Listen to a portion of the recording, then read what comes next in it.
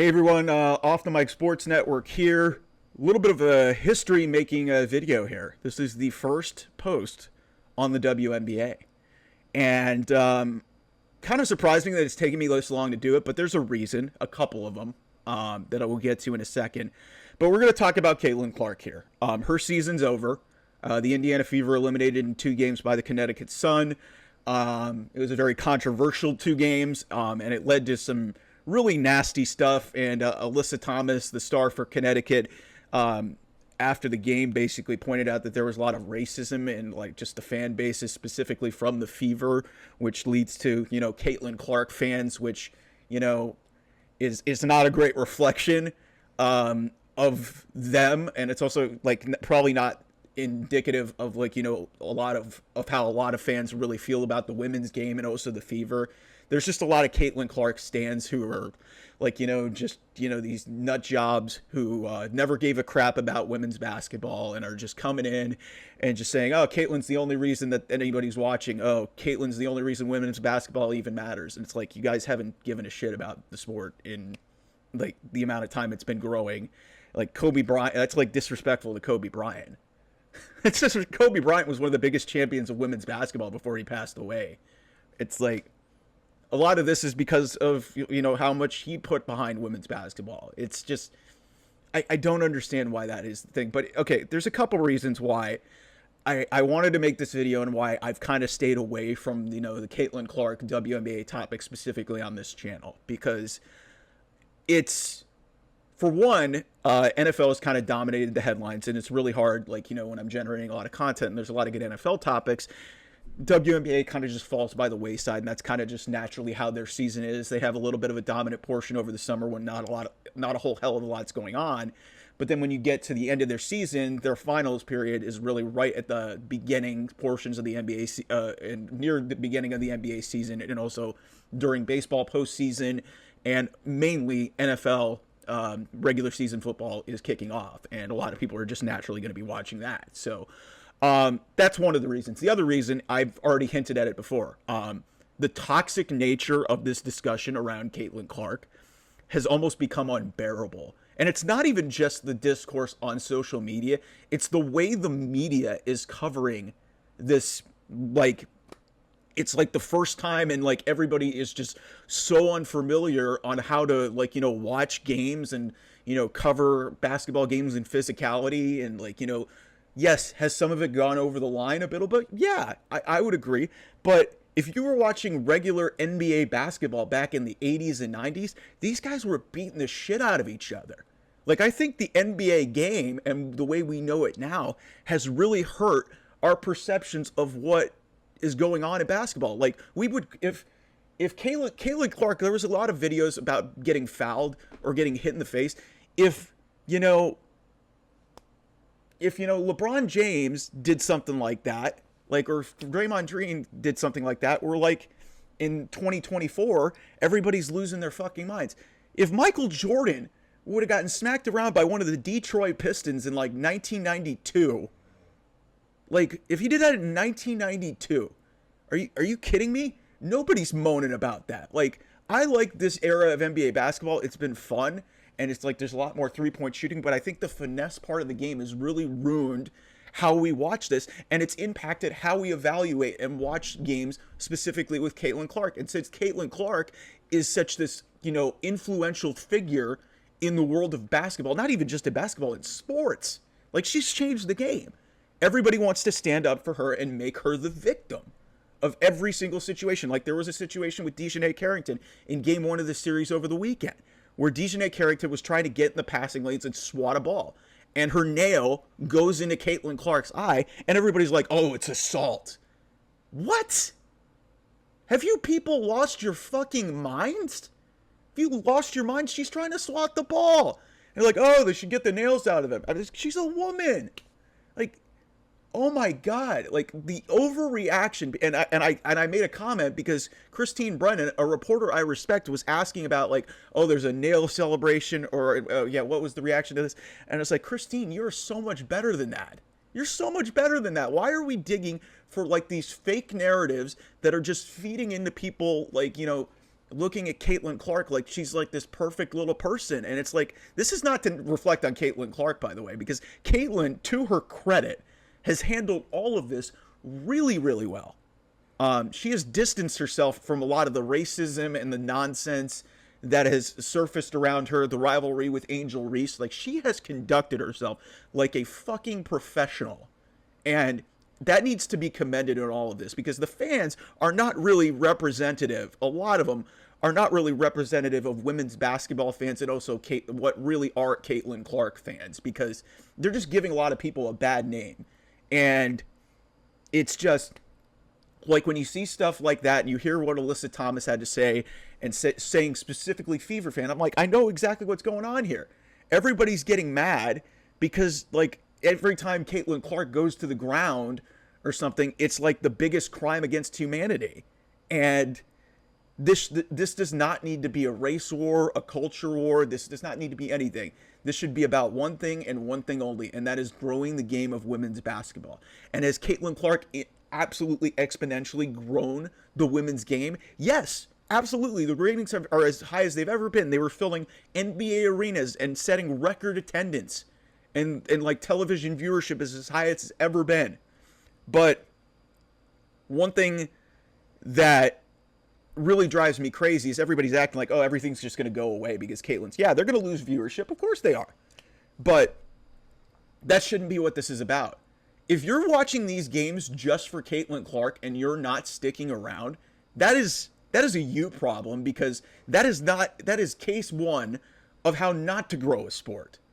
Like, that's just not how you're going to grow a sport. And there have been so many different phases in the women's game. I'm not going to pretend like I'm some sort of expert, but I've obviously followed afar in the WNBA for a long time. Candace Parker is one of the greatest of all time. Candace Parker never even got a sniff of something like this. I covered Sabrina Ionescu at Oregon when COVID shut down their season. She never even had an opportunity to really reach the level that Caitlin Clark got to reach, which is it's just really ridiculous to me that we have to keep having these discussions, and then people are just like, oh, I'm not going to watch anymore because Caitlin's out of the playoffs. Motherfucker, what are you talking about, man? What are you talking about? There's a lot of good basketball being played. The New York Liberty are outstanding. Breanna Stewart has been one of the best players in college and professional. She's one of the greatest basketball players maybe ever. Nafisa Collier for Minnesota, who pretty much nobody knows, went out for 40 in a clinching performance against the Phoenix Mercury. Nafisa Collier is an outstanding player. The Las Vegas Aces are the two-time defending WNBA champions with the best player in the world, Asia Wilson. Kelsey Plum had sort of a little bit of a Caitlin tour. She was like a scoring person, like in a big time